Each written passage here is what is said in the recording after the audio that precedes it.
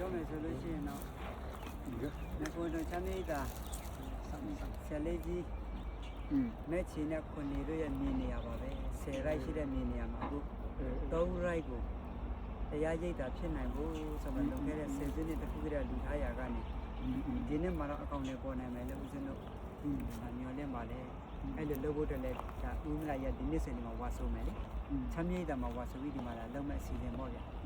အဓိကတော့မြန်မာပြည်ကဆရာတော်တန်ဃာတော်တွေမကြီးစောင့်ရှောက်ရင်းနဲ့ဒီမှာချမ်းချမ်းသာသာသတင်းသုံးတော်မူနိုင်ဖို့နဲ့တနေ့မှ2 ကြိမ် 3 ကြိမ်တရားစခန်းဖွင့်နေနိုင်ရေးဆိုပြီးတော့မှအဲ့ဒီလိုကြိုးစားတဲ့နေရာဖြစ်ပါလေဗျအဲ့တော့အဖွားရပိုင်ဆိုင်မှုကတော့ခိုင်းနိုင်ငံအခေါ်10 ရိုက်လို့ခေါ်တယ်10 ဧကပေါ့မြန်မာလူကတော့9 ဧကပဲရှိပါတယ်အဲ့ဒီ10 ဧကမှာမှတော့3 ရိုက်ကိုလူတယ်ပေါ့မြန်မာလူ1 ဧကခွဲလူတယ်ဒါပေမဲ့ဦးဇင်းတို့ရဲ့ဒီမှာလှုပ်ဆောင်မှုကအားရရင်ရတယ်လို့10 ရိုက်လုံးကိုလည်းလူဖို့တက်ကတော့ဆန္ဒရှိနေတဲ့အကြောင်းလည်းရှောက်ထားပါတယ်အဲ့လိုဆိုတော့ဒါကတော့အဖွားတို့ရဲ့အနေထားနဲ့ဦးဇင်းတို့ရဲ့ဒီမှာဆောင်ရွက်နိုင်ရေးပေါ့ဒီနှစ်ခု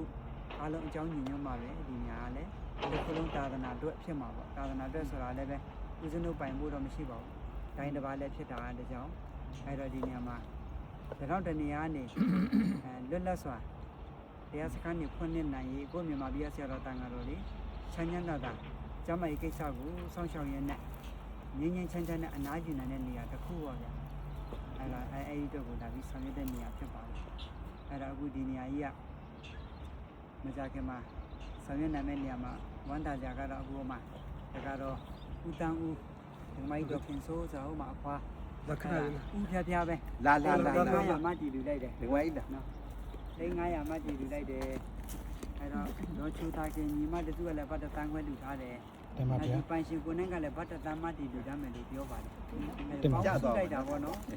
ပေါင်းစုလိုက်တဲ့အခါကျတော့အဲ့ဒါဒါဒီနဲ့ပဲခုနှစ်သားသမီးရဲ့ကုသိုလ်တော်နဲ့ဒီနေရာမှာကိုမြန်မာပြည်ကရိတ်တာတစ်ခုတိုင်းတစ်ပါးမှာဖြစ်နိုင်ရေးဆိုပြီးတော့မှလာသမိုင်းရဲ့မကြောက်တစ်ခုလေးဒီနေရာမှာဖြစ်မယ်လို့ဦးဇင်းတို့အဲ့ဒီရဲ့ချက်တွေနဲ့ဆောင်ရွက်နေပါတယ်အဓိကတော့ဦးဇင်းတို့ဒီဘောစကမှာရှိတဲ့ဆရာတော်တန်ဃာတော်ကြီးတွေအမြင့်မြန်မာပြည်မှာeasy ဆရာတော်ဖျားကြီးတို့မဆိုရင်ပါဠိဆရာတော်ဖျားကြီးတို့ပြည်စုံရမဆရာတော်ဖျားကြီးတို့ရဲ့ဩဝါဒတွေခံယူပြီးတော့မှဒီနေရာကိုဓမ္မတာလာဆံကြောင်းကိုလည်းဆောင်ရွက်ခဲ့ကြတယ်လို့ဒီနေရာကိုလည်းဆက်လက်ပြီးမှဆောင်ရွက်ဖို့တကြိုးစားနေကြပါတယ်ဗျအားလုံးလည်းဆံကြောင်းအောင်ပါစေအားလုံးလည်းဓမ္မရရတ္တတွေဒီနေရာမှာလာတောက်ပြိုခွင့်နဲ့ရပြီးတော့မှအပယ်လေးပါးတခါကြီးအပြီးပိုင်ပိတ်နိုင်ပါစေဆရာတော်ဖျားလည်းမိတ်လို့ရပါ